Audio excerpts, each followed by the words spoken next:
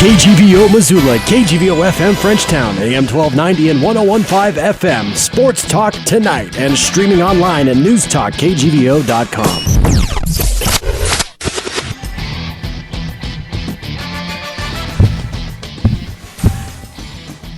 Good evening, Missoula, Montana, surrounding areas, especially down the Bitterroot, our largest listening audience. This is Sports Talk Tonight with Gurnz and Bedard, live from the KGVO studio. And people, we got a treat. We have a treat. This is one of the best days of the year. It is National Signing Day, the last probably National Signing Day. Oh, there's a tease. I assume you're going to talk in more February about that later. That there probably ever will be. So to speak. Yeah. And the person that is so smartly to agree with me over here. Bring us a guru. Yes. A house band guru, Gurnz. The Tabes, Eric Tabor in studio. The guy who supposedly knows stuff. I don't know. Hey, if you don't know it and I don't know it, then nobody knows it. True. So there we go. Hey, we are Sports Talk Tonight. We are streaming worldwide on newstalkkgvo.com, on the AM dial 1290, on the FM dial 101.5, still Denny, soon to be 98.3. 98.3 FM. Yep. Follow us on Twitter at Sports Talk Back, podcast online at newstalkkgvo.com. Our phone number is 406-721-1290. If you have any questions on recruiting or anything Grizzly, give old Eric Tabor a call, and he might just have the answer for you. What's up, guys? Well, I do know it's the end of a dang long work day for Eric Tabor.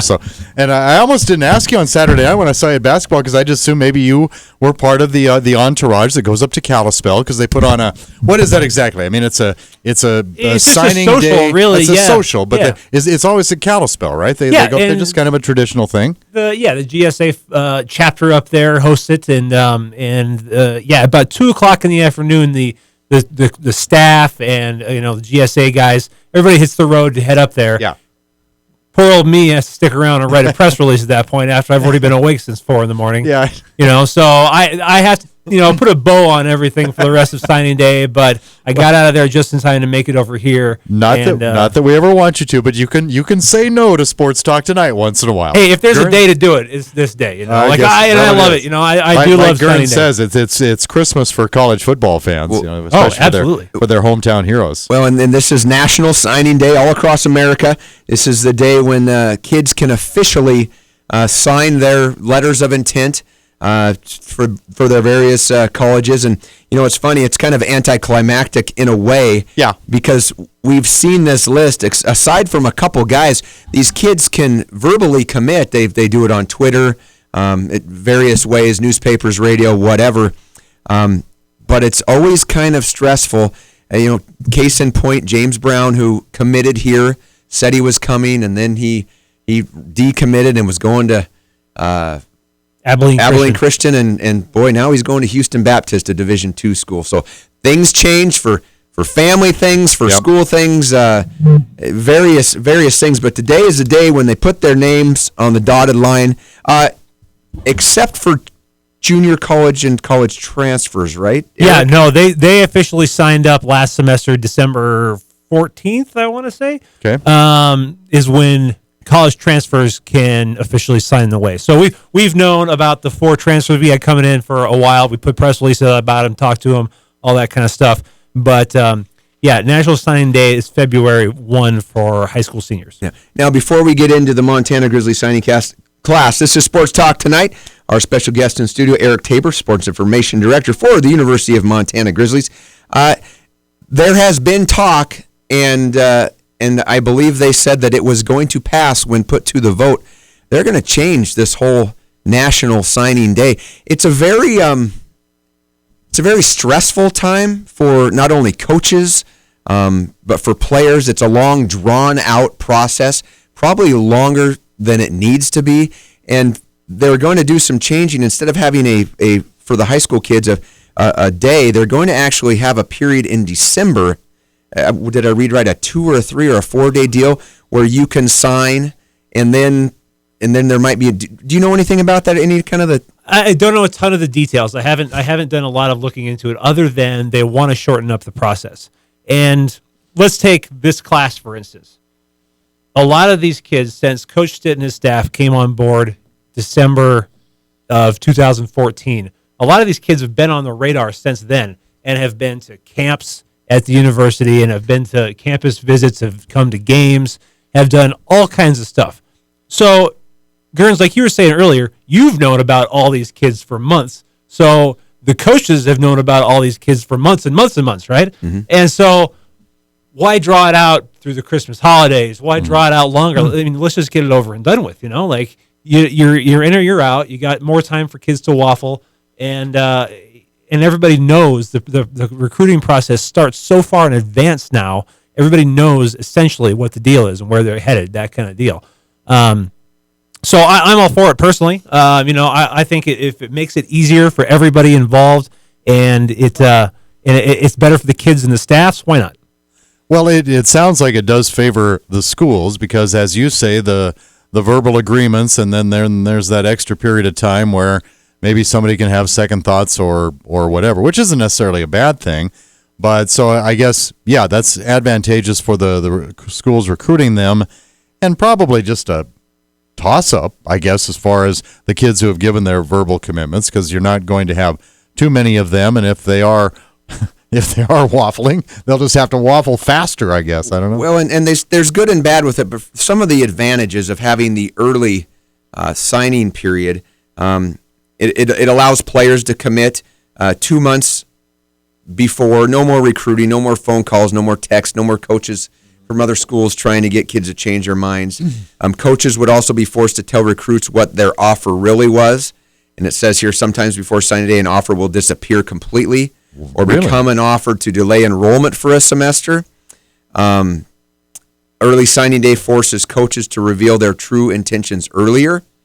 And if a recruit kind of gets screwed over by a coach, he's got 2 months still to sign on that day in February. See, that's how naive I am, Gurnz. I guess I never realized that was, part of the process, that you would have to modify, change the rules a little bit in favor of full disclosure. I didn't know that there was some of that was involved in the whole deal. Yeah, and you know what? I hate to say this, but there's a lot of money spent on these trips by universities.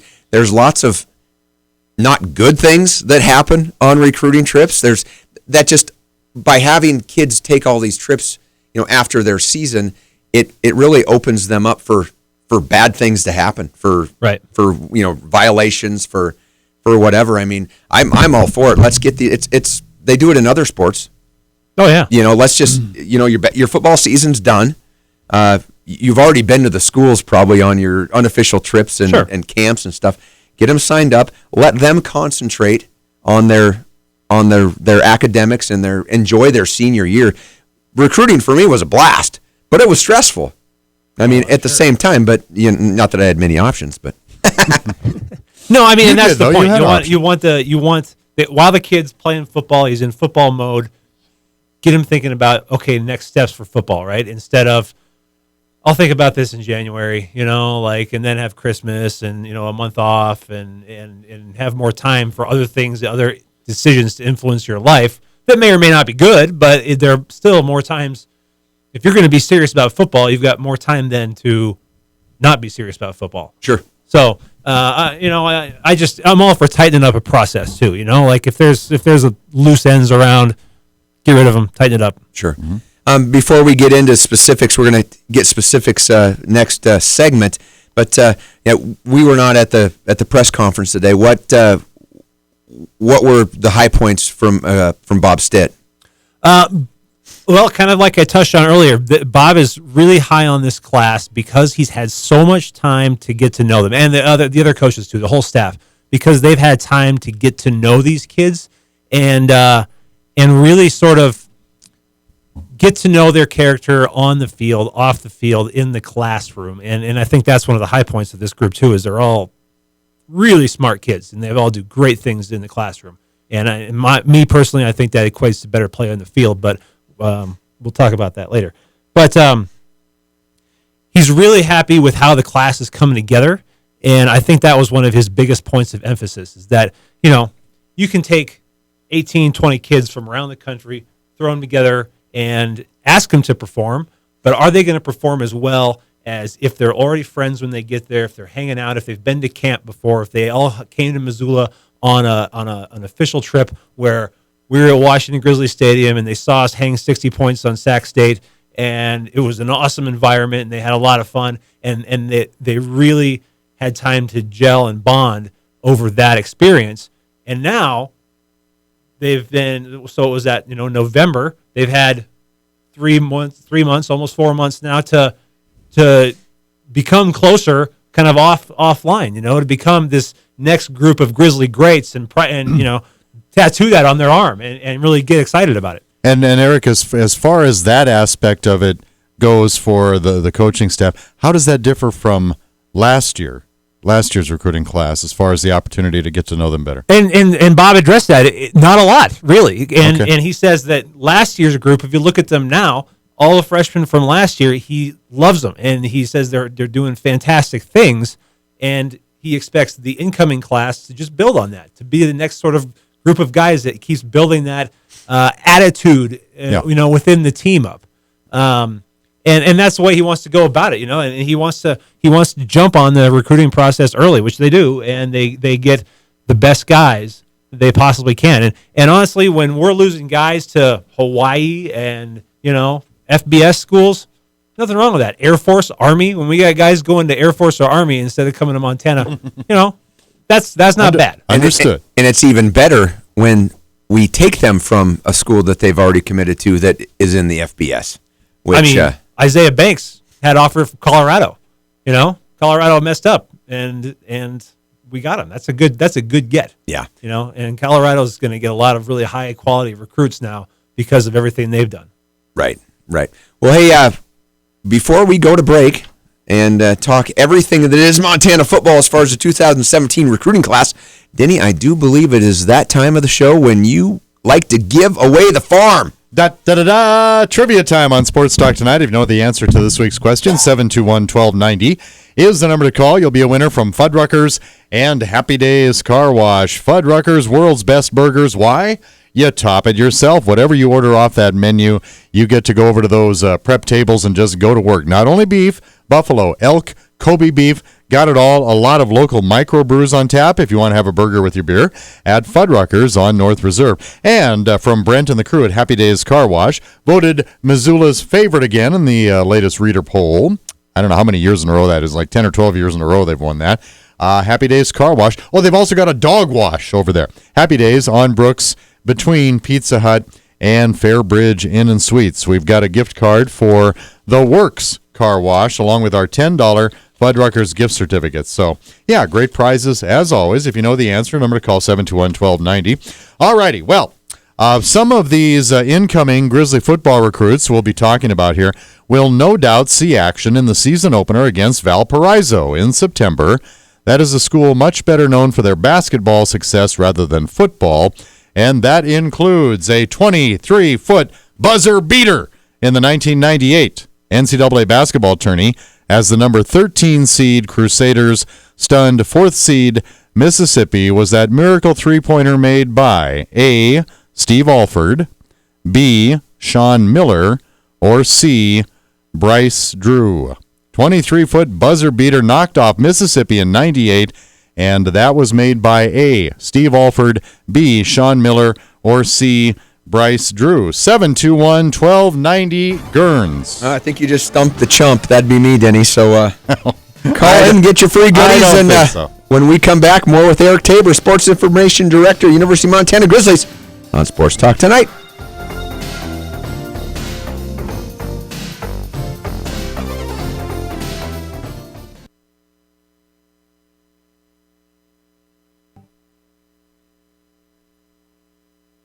Now back to Missoula's Sports Talk Tonight on KGVO. Missoula Sports. Every second of every day.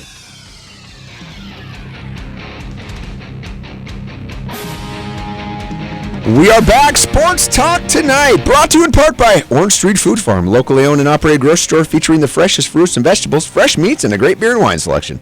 And by Grizzly Liquor, located downtown next to the Iron Horse, Big Sky, big selection, and online at grizzlyliquor.com. Denny, Trivia Master. Oh, Trivia Master. Yes, indeedy. We have Sean Walker on the phone. How you doing tonight, Sean? Hey, I'm doing really well tonight. Thank you. Are you a Grizzly football fan? Do you follow the Grizz and the recruits and all of that stuff?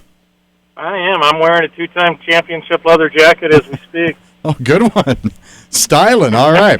Well, some of those, of course, the team and some of those new recruits that will be playing Valparaiso, the Crusaders, to start the 2017 season. Much better known for their basketball prowess as opposed to football, including a 23-foot buzzer beater in the 1998 NCAA basketball tournament, as the number 13 Crusaders stunned 4th seed Mississippi. Was that miracle three-pointer made by A, Steve Alford, B, Sean Miller, or C, Bryce Drew? What do you think there, Sean Walker? I'll go with C, Bryce Drew. Yeah, the coach's kid, actually. Bryce Drew hit that shot with barely a fraction of a second left on the clock. I think they still rank it as one of the 5 or 10 greatest shots in NCAA basketball tournament history. The Crusaders were coached by his dad, Homer Drew. Bryce Drew eventually became the head coach there as well, and is now in his first season as the head coach at Vanderbilt. So we were looking for C, Bryce Drew. You got it, Sean. I got your mailing address. We'll get your gift certificates mailed out to you, all right? Thanks so much. You guys have a good night. All right, buddy. Thank you for listening. Sean Walker, our latest winner there, Gurnz. Very cool. Very cool. Another satisfied customer, Sports Talk tonight. Indeed.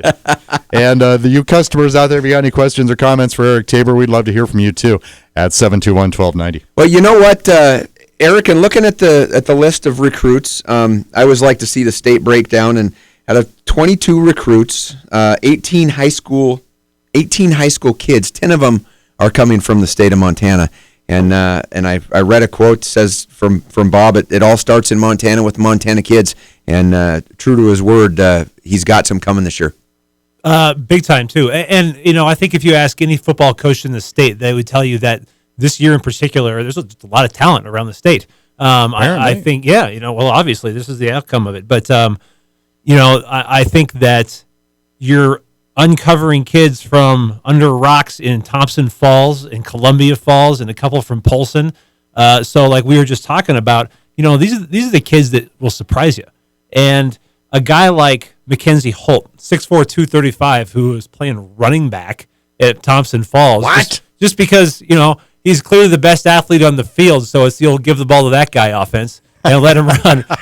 And so, you've got guys like this that are built for this kind of offense. You know what I mean? You've got who am I thinking about? Michael McGinnis, 6'3", from Sydney. And I haven't looked back, but I don't know if we've ever had a guy from Sydney play for the Grizz. And so, he's a stud too. This kid, Guy Croy, really? 1990. Nice. I think he played a year. You couldn't get Bryce Drew, but you get Guy Croy. Well, about 5'10", blonde-haired kid. He was a receiver with. That was Plentywood. Yeah. Anyway, but there are some studs out there, and that's the exciting thing about signing day is that what can these guys do? Oh, sure. When they get in that competition. And look, and I'm going to catch grief for this, but you look at a kid like Mark Mariani, and you look at a kid named Colt Anderson. Now, we didn't miss on these kids; other people did. But who would have ever thought that those two walk-ons, now they're playing in the NFL. So you just never know. And in the state of Montana, and I'll just give you an example. I'm from the state of Washington, and when our classification, we were AA. It went up to AAA. I graduated with 360 students. So we would have been a bigger AA school in the state of Montana. Yeah. There were 120 schools in my classification. There are 13 schools. Yeah. So it just comes down to numbers. And when you start getting into the A level and the B level, I mean, you might have one kid on your team that's really good. Let's say you got a good receiver. Well, he might not have a quarterback. So you never know how good a receiver this kid is going to be. Or you might have 6 football coaches. 2 of them really know what they're doing. And the other 4 are there volunteering just to help the kids out, but you're not even getting the coaching. So you take any one of these Montana kids, and you really don't know how good they can be, because number one, they haven't played against the best competition. You don't know if they've been coached up well, and and they might not have had.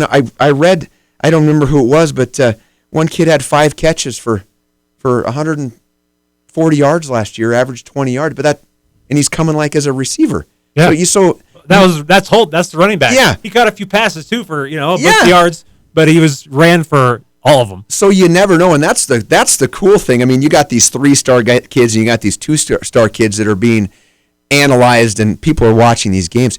You don't even have that in the state. So it's really fun to see how these Montana kids do. So here's my question: the guy for Scout.com or Rivals or whatever that says that kid right there, he's a 3-star, and the guy says no, he's a 2-star or whatever.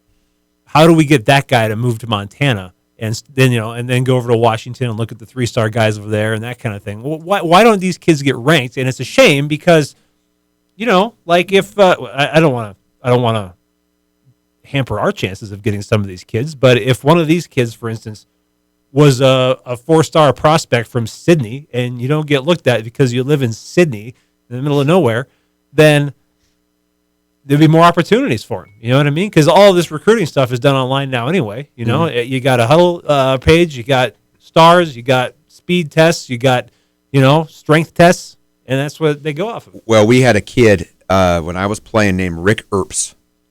And Rick Earps was from Glasgow, Montana. And Rick was 6'4", 6'5", about 295 pounds, ran a 5-flat 40, could dunk a basketball. He didn't pan out. He played here a couple years, and some things happened and didn't pan out. Mm-hmm. But this guy could have played for the Huskies at University of Washington. But he was from Glasgow, Montana, right?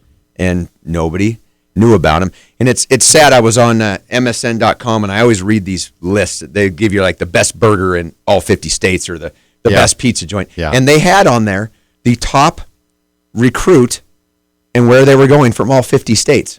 For this year, for this year. Uh-huh. So I'm on there, and I actually went through I looked at the whole thing, and I get to the M's. No Montana. There wasn't a recruit from Montana or South Dakota in the list. So that just shows you the lack of respect, or just people that do these ratings. They don't know because they're not here. So. Right. I think it doesn't happen very often in football or basketball, for that matter. But I think you also, at times, find yourself occasionally, you get the shiny object factor. If a kid is really, really talented anymore in this day and age, I don't care if he's from small town Montana, some bigger school is likely to find him. I think there was a kid from Lewistown not many years ago that went on to Nebraska, maybe, if memory serves. There was Mark Gilman from Kalispell. Went to Nebraska and played tight end. Yeah. Matt Miller, the receiver from Helena Capital, went to Boise. I think was really good. That's a great example. And he hurt his knee. I mean, he was an NFL guy, and he got hurt. But yeah. So. I think if a bigger school with a name does come calling, then it's got to be awful tough for that kid to think, well, no, I think I'll just go to Montana or whatever because Nebraska wants me, or Ryan Stanford. Leaf. Yes, there you go. It's the same thing. Osweiler. Yep. By way of Gonzaga basketball, but right. that's another example. Yeah. When he was a freshman in high school, so I'm going to Gonzaga. And again, it doesn't happen very often, but that's got to be awfully tough on those kids to think, well, heck, if a Big Ten or a Pac-12 school wants me, I must be pretty dang good. Well, and if you don't go, then it's almost like, well, what are you scared of the competition? You're probably gonna go. Yeah, but and also just as a follow up to that, it's obvious you were talking about, Eric, for example, this Mackenzie Holt from Thompson Falls, and Guernsey will eventually figure out some kid that played on the Grizzlies that was from Thompson Falls. He'll figure it out. So. Oh, well, what he does, he can just make up names, and we're not going to know. He's got it. Kazmaier. Tony Kazmaier. Oh, Kazmaier. Yeah. Dang it. Boom. Dang it, Guernsey. From Thompson Falls, played here like 3 years. Right. He was a wide receiver about 6 years ago. But there's still, I mean, the way this breaks down with 10 Montana kids, it's not like the coaching staff is sitting around going, well, we got to get another Montana kid. It doesn't matter what he does or what he plays. We got to get us a Montana kid. Well, so you're looking to fill needs regardless of who you're recruiting, right? I mean, no, and you're absolutely right. And getting back to the point I was making earlier, and I'll read this quote from Stitt: Montana kids, that's where we start. We did a good job of identifying the players with FCS ability in the state very early, and so they went out and they filled the gaps, the needs with the Montana kids because they wanted to get those kids first because they've known them for longer and they've had the time to work with them. They recognize that, the Deming twins are athletic freaks and will translate into really, really good collegiate football players. They recognize that Matt Rensvold from Polson has got the length and the speed to be a very good wide receiver. And he's been working with a very good quarterback, obviously, because the quarterback from Polson is coming here now, too. I haven't seen them play football, but I saw them play basketball last year. A couple pretty good athletes. Gone are the days of just letting people walk onto your team. I mean, True. It used to be, if your dad played here or you had some kind of tie, that doesn't, they're going to use all these players. They want to use all the players that they recruited. They only have a certain amount of spots. Right. And they're not just going to give them to just anybody. So these kids are good players, and we're lucky to have them here. Especially when Montana has been in an unfortunate situation of NCAA sanctions and loss of scholarship over the last few years. This was Coach Stitt's first full year, right? A full year of full year of scholarships. Yep. And you know what? He chose not to use them all. You know what I mean? So he chose to put those in the bank for.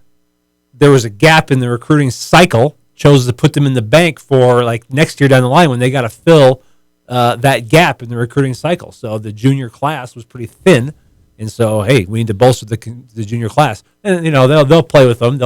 I'm sure that there'll be a guy come springtime, needs to come and go or whatever. And well, you hear about we need a running back, another one. Yeah. You hear we need a corner. Mm-hmm. There's JC guys out there that are still trying to get their grades done that are waiting on stuff. And there's going to be guys after spring ball that probably leave the program for one reason or another. So there's always, you always got to keep a few in your back pocket, just in case the Randy Moss or whoever comes a knocking. Oh, sure. Yeah. And speaking of which, Eric, looking at this recruiting class, and I don't know if Coach Stitt commented on this or not, but is there any particular position group among these kids that kind of jumps out at you, or? Well, I think the defensive ends are all phenomenally talented athletes. Seems like we got a lot of those. We got a lot of them, and that's one of the areas where we needed to rebuild that kind of had that gap. We've got some studs at defense this year, but we need to fill in the defense. And that was one of the first things that Stitt talks about today was needing to bulk up and fill in some gaps on the defensive line. So, you look at it and you've got Favaroso, defensive end transfer, Dylan Guilfoyle, defensive end transfer, David Shaw, defensive tackle, nose tackle. Big transfer. guys. Huge guys. Yeah. And I like Favaroso because he was a wrestler. Yeah. I love that about him. All-American wrestler. He was going to wrestle at West Virginia at one point. He was ranked in high school as the number 3 wrestler in the country or something like that, and he got hurt, and so he kind of took a dive there. Ended up going to App State to play football. Didn't decide he wanted to play football until he was, I think, his senior year. He was going to be a wrestler, and went to App State. Didn't love it, and then so he, instead of redshirting a year at a different program, he went the JC route. So I like that because wrestlers are the most dynamic athlete kids in the entire world, and they're tough as nails. They got good feet. They got good leverage. Man, they know how to use their body to disadvantage their opponent's body, and get after the quarterback. And he's from Florida. You remember I wouldn't call it a big pipeline, but there was always a kind of a Florida pipeline to Montana Grizzly football. A couple of players from Florida. Was that late '90s, early O's, or when? That was early O's, I think. Yeah. We had some. Calvin Coleman maybe was from Florida. Not like the Hawaii pipeline. No, not quite. Pineapple Express came right to Missoula for a while. It seemed like there was usually a player or two from Florida on the team for. Speaking of pipelines, it looks like we got a new one in the state of Oklahoma, and we're going to talk about that Excellent. when we come back on Sports Talk Tonight.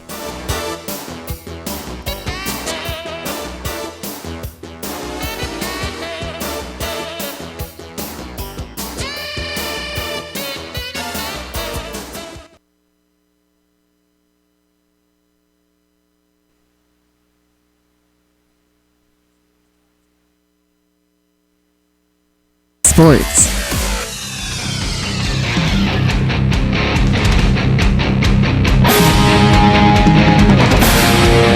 Yes, sirree, we are back. Sports Talk Tonight, brought to you in part by Bell McCall Ford.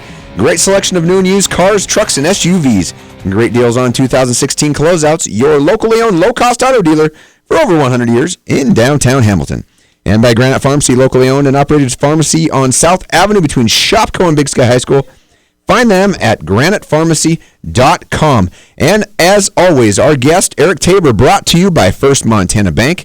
Your home for free Centennial checking plus unlimited cash back every time you use your debit card online at firstmontanabank.com. It's good to have the member of the band back in the house talking about. Great to be here. It's actually been a while. We haven't pestered him, too much lately. I think it was maybe mid-December was the last time he was here. Too long. Talking about the 2017 recruiting class. And before we left, you know what? It's funny. It seems like every 4 or 5 years, we pick a state and we exploit it, and it looks like we have done that again over in the state. And I mean exploit in a very good way. In the state of Oklahoma, we signed 3 kids this year: Carter Key, who is a linebacker; Taryn Moses, a running back; and new to me today was Kendall Sweet, a linebacker. 3 2-star kids. Tell us about them, Eric.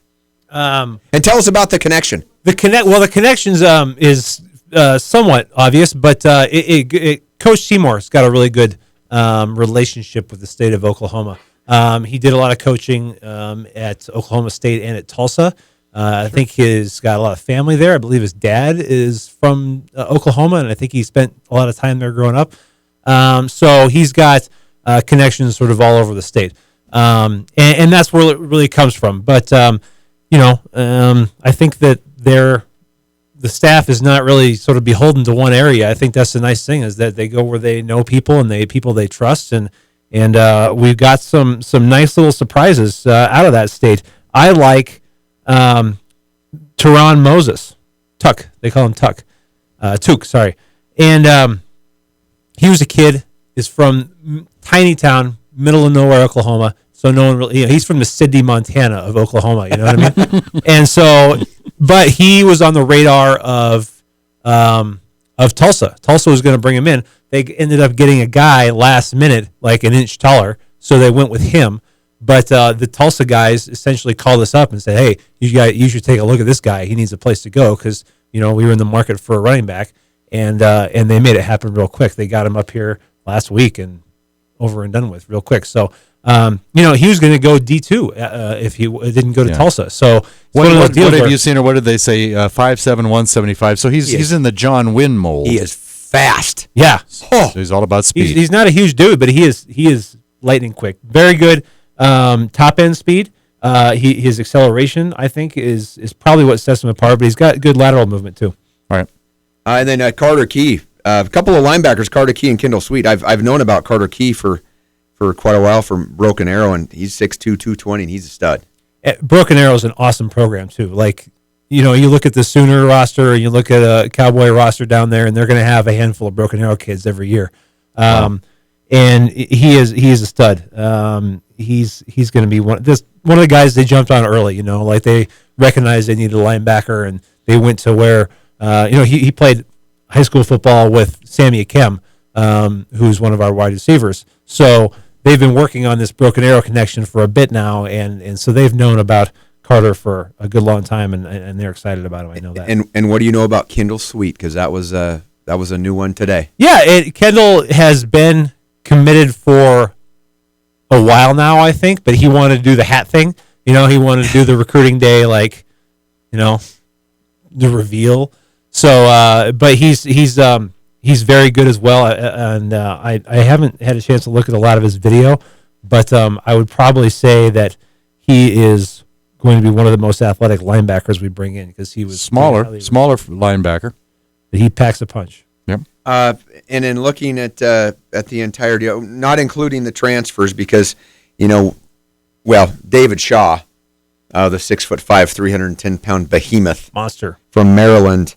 And the DNs, they're playing. Quarterback Caleb Hill hasn't had a lot of game time at Blaine College, but either hurt. He got hurt one year, but at those JCs they rotate. Yeah, they split a lot of time. So you're never going to rack up monstrous numbers at a JC because you're just rotating guys through a lot. But he didn't throw an interception last year. He threw for like 1,000 yards, no interceptions, right? Something like that. Player of the year, MVP, team captain, the whole 9 yards, and that's a school that knows quarterbacks. You know what I mean? Like that's Cam Newton's school. Newton. Yeah. So I think he is going to be really good. I think he's going to come in and make a serious push for the starting job. It's hard to say. Nothing against Reese Phillips. I think he's really good as well. But it's going to be a battle. Man. Yeah, and he's he's one of these multi-sport kids. I think if I went back through and looked at all these kids' bios again, I would probably find that one, maybe two, max, was not like a 3-4 sport athlete. And I personally, I like that in a kid. I think that makes you a better athlete once you sort of dedicate yourself to one. But they all have a lot of, Hill was getting looks from schools like Miami to play baseball. He was getting national D1 looks to play baseball. So he's that kind of good of an athlete.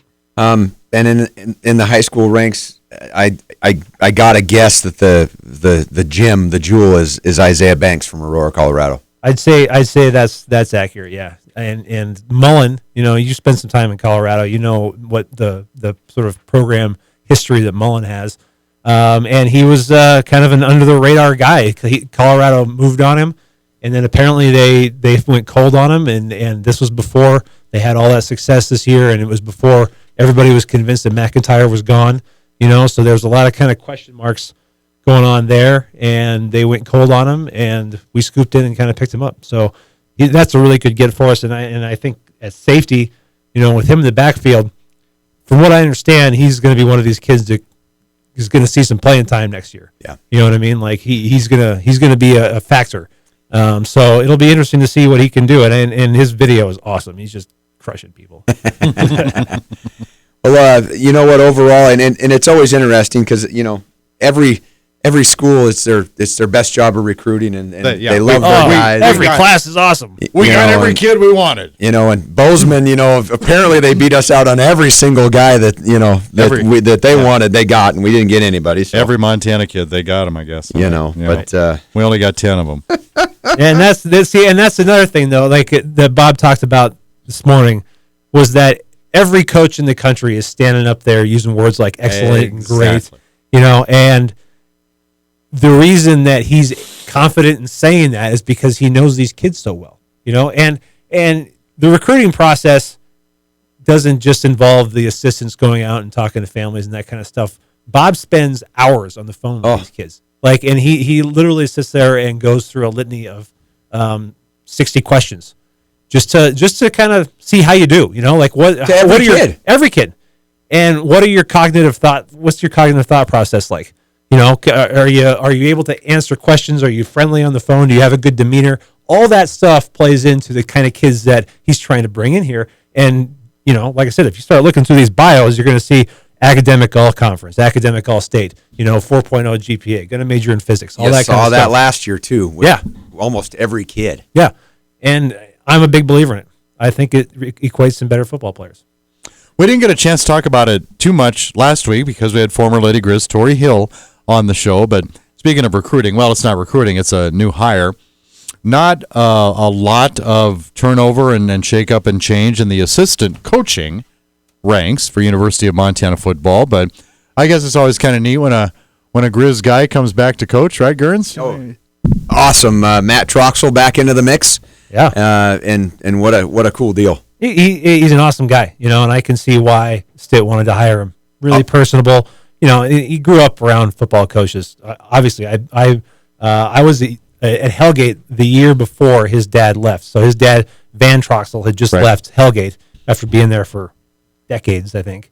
And so that's when I went to Hellgate and played there. So I've known about the Troxel family for a long time. Well, 2 years ago, I went over to my high school. Tumwater played Lake City over in Coeur d'Alene, and I talked to Van Nice. after the game. Nice. I mean, it's just it's weird how everything kind of comes around full circle. And Yeah, and there's other coaches in his family too. I think one of his grandpas was a coach at Idaho, and the other was a coach here, I believe. And yeah, John Roberts was the coach here. Yeah, so Well, we better get him on the show sometime. well, we had to get Tabes first. There's a pecking order here, a hierarchy. Well, I understand that. I didn't say we had to have him on, in the next 10 minutes or anything, because we got Tapes here, but we'll have to have him on soon. Well, and speaking of another Montana guy, kind of to change the subject, but I was watching the basketball game, NCAA the other day, and Brent Musburger is just about done. He's hanging it up. He's actually January 31st. I think he's is the last going game. to work for his nephew, who is starting it's like a show for bettors. Yeah. Just to give them insight, and there's a lot of well-known people, and it's like a network, and he's going to have a show and all this stuff, and I think the timing of it, because I think his last game was last night, if memory serves. I believe that's and part of it was, we want to get going on this business because we got the Super Bowl coming up, we got the NCAA basketball tournament coming up, we got big stuff in the next several weeks here, and so I think maybe that was part of why he departed when he did. I don't know. if you're going to do any sort of an informational show or whatever about gambling in sports and you don't do it before the Super Bowl and or NCAA tournament, then you missed the boat, pal. Yeah. Yeah. Right. Do you have a Musburger story? I got a Musburger story. Let's hear it. Great. Now? Okay. Yeah. Oh, man. You want to go before or after the break? You let's do it now. Okay, it'll be quick. I'll make it quick. That's fine. So Brent Mussberger here last year, of course, 2015, to do the North Dakota State game, right? And I was in contact with him maybe a week before, the game, and I did an interview with him, and it was awesome. And I set up this deal for him to come to the journalism school at the university and talk to the kids there. Because he's in the Montana Broadcaster Hall of Fame, which is at the journalism school. Oh, cool. And I'm an alumni, so, I'm like, yeah, would love to do something like that. So I organized that. Brent came down to the university, down to the Adams Center, and I go walking over there with him, and my old professor, Denise Dowling, she shoots a photo of me walking with him. And it's like, I've got it on my wall now, you know what I mean? But so that happens, and then a couple days later, we're in this meeting getting ready for the game with all these super high-powered ESPN guys, right? Like, these guys are militaristic. They are looking for answers to what's happening when and now kind of thing. And in walks Brent Musburger, and I was like, hey, Brent, how you doing? He kind of shakes a few hands, and he comes over, passes me on the shoulder, and said, this guy right here, this is a good man. He knows what he's talking about. And I swear to God, I didn't say another word for the next hour. So me and Brent, we're tight now, I guess. Nice. Yeah. Nice. We'll get him on our show, would you? Yeah, I'll bring him down from the stock farm. He'd probably come on at least on the phone. I bet he'd be willing to do it sometime. He said he's going to be living in Las Vegas, but he will never give up his Exactly. his place in Montana. He won't. It's either there or here. So, anyways, we're going to take a quick break. When we come back, we'll have Stupid, we'll have the Steal. We got to talk about the Super Bowl for a second, although I could care less. I just want to win a board. Second is enough. This is more fun and more Speaking important. of gambling, I want to win a board. It's all for fun. It's for Big Mac. That's right. We'll be right back. Sports Talk Tonight.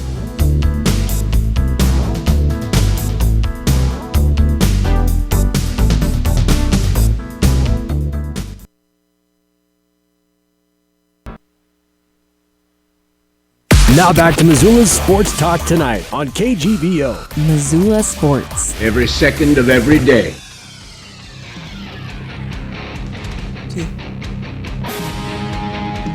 We are back. Sports Talk Tonight, brought to you in part by CHS Mountain West Co-op, Western Montana's source for Cenex fuel, feed, fertilizer, clothing, and tack for over 75 years. And Jerry Wessel's Tire Center, locally owned Les Schwab Tire Center, provides the best tire value promise. Visit them online at jerrywesselstirecenter.com. You know what? I would like to give a special shout out to Dr. David Bellama at the Bellama Vein Center. I had a procedure done today on both my legs called vein closure. Mm-hmm. Don't ask me; it's too long of a story.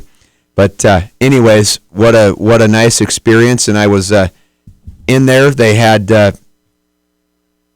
things in my legs, and I'm standing up 2 hours later and here doing a show. So they took care of me very well over there, and it wasn't even, I learned stuff. It was an enjoyable experience. It wasn't even a bad deal. And he said that in 2 days I can actually go to Access Fitness and do the treadmill and the elliptical. That's how It's too bad we don't have video. You could show off your fancy stockings. Yeah, I'm wrapped in like ace bandages from the groin to the ankle. We got Gurnz out of an Egyptian tomb. What is that? A sarcophagus tonight.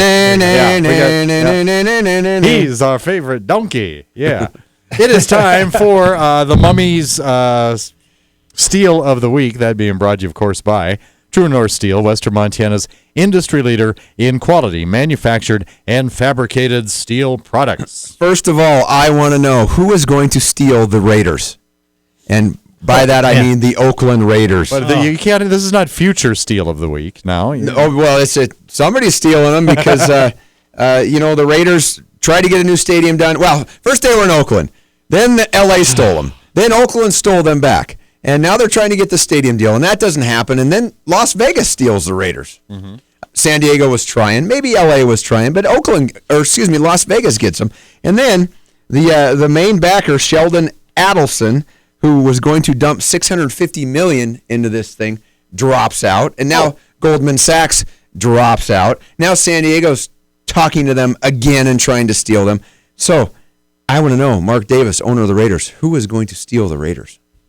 And that's my steal. Why did Adelson drop out? I never got that information. Some said it was maybe a bargaining thing. I get more money to the taxpayers. I don't know. Yeah. But when he dumped out, they said, well, Goldman and Sachs will pick that up. And Goldman and Sachs said, if there's no Adelson, there's no Goldman and Sachs. So people are going to get paid and steal it from the taxpayer. So everybody's getting stolen from. The future Steel of the Week is brought to you by True North Steel, Western Montana's industry leader in quality, manufactured, and fabricated steel products. Stupid athlete of the week. And this is he's been on before. I tell you what, I'm sick of his act. I'm sick of him.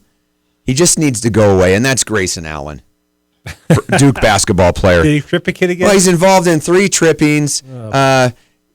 Kicked somebody in the cojones. It's weird. It's just weird. And then last week he gets in kind of a sideline altercation with the bench of whoever team he was playing.